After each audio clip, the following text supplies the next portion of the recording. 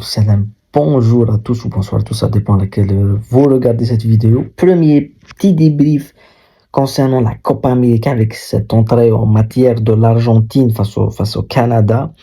J'avais pronostiqué une victoire compliquée, un match compliqué pour les Argentins, et ce fut le cas, c'était un match extrêmement compliqué. J'avais pronostiqué le but de Lautaro Martinez, et Lautaro Martinez a marqué, donc on raconte pas n'importe quoi ici. C'est un match en demi-teinte pour les Argentins, parce que n'importe quelle entrée en matière dans une compétition internationale, il faut gagner. C'est le plus important, c'est de gagner. C'est pas de bien jouer, c'est pas de dominer, c'est pas de avoir la possession, c'est de gagner. Donc, sur ce côté-là, l'Argentine, c'est sorti d'un piège monumental mis par les Canadiens. Et la deuxième chose, c'est que l'Argentine n'a pas convaincu dans le jeu. Elle a trouvé beaucoup de difficultés à dominer le Canada et à être quand même, on attend de l'Argentine qu'elle soit cette équipe qui sera au-dessus de l'adversaire quand on parle du Canada. Mais le Canada a tenu quand même toutes ses promesses d'être une équipe compliquée. J'en ai déjà parlé de cette équipe du Canada face à l'équipe de France. Ils ont joué face à l'équipe de France 0-0, ils ont fermé tout. Et aujourd'hui, ils sont venus avec un plan de jeu assez similaire au plan de jeu de l'Arabie Saoudite face à l'Argentine en Coupe du Monde, avec un bloc médium qui empêche complètement cette équipe d'Argentine de proposer un jeu en triangle et pousse cette équipe d'Argentine à aller en profondeur, ce qui est une erreur en elle-même pour l'équipe du Canada, parce qu'en matière de profondeur, c'est pas une équipe qui gère bien la profondeur, et on l'a vu dans les buts qu'elle a encaissés, dans les situations qu'a créées l'équipe d'Argentine. Mais derrière, l'équipe du Canada a eu les occasions de mener même à 1-0 en premier mi-temps. En premier mi-temps, c'était l'équipe la plus dangereuse, c'était le Canada. Et en deuxième mi-temps, il y a Messi. C'est vrai que Messi, je pense que ce soir, moi qui est fan de Messi, et voilà, j'aime Messi, j'aime Cristiano, mais je pense qu'on ne peut pas voir Messi en Coupe du Monde 2026. Vu comme on l'a vu ce soir, c'est par rapport pareil avec Ronaldo. Je pense qu'ils sont au bout de course physiquement.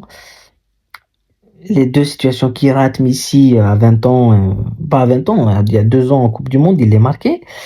Et au-delà de ça, c'est lui qui crée le danger, Messi. C'est-à-dire que les 2 buts viennent de 2 passes de Messi. La deuxième, c'est une passe décisive directe pour Lautaro. Et il est à l'origine de l'avant-dernière passe sur le premier but. Donc, même là, on est mitigé sur Messi. S'il marque un but, on dit qu'il a fait un match parfait. Il a beaucoup raté. Et je pense que physiquement, on est en train d'apercevoir le déclin de Messi. Et ça, c'est très triste pour le football, mais c'est une réalité. On peut pas, c'est la vie, c'est comme ça. Mais je pense que l'Argentine s'est facilité maintenant le groupe.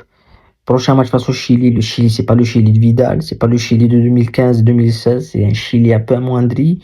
Donc, ça dépend de ce que va faire le Chili demain face au Pérou. Donc, on va voir ça, on va voir ce que vont faire les autres nations. Et on va y revenir. En tous les cas, cette Copa América, on sent qu'elle sera compliquée pour tout le monde. Et la différence avec l'Euro, c'est que ça casse. C'est pas l'Euro, ça joue au football, l'arbitrage, on protège les joueurs. Euh, Mbappé, Ronaldo et tous, ils étaient en Amérique latine, ils subiront des tacles. Aujourd'hui, Messi a subi un tacle assassin, même pas jaune. Même pas jaune. Lève-toi et joue. C'est le football d'Amérique latine. C'est des narcotrafiquants, comme on dit dans le football. C'est des gens qui sont très très durs sur l'homme. Voilà. Mais je sens que cette Copa América ne sera pas une Copa América où on verra des buts du spectacle dans les buts. Mais tous les matchs seront extrêmement fermés. Par rapport à ce que j'ai vu ce soir, les stades, c'est magnifique.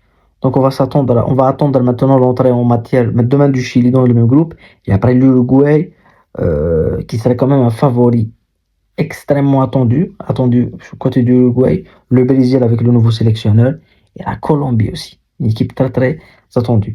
Donc demain on va revenir avec les pronostics concernant la Copa América et l'Euro. Prenez soin de vous, la paix sur vous et à bientôt. Ciao.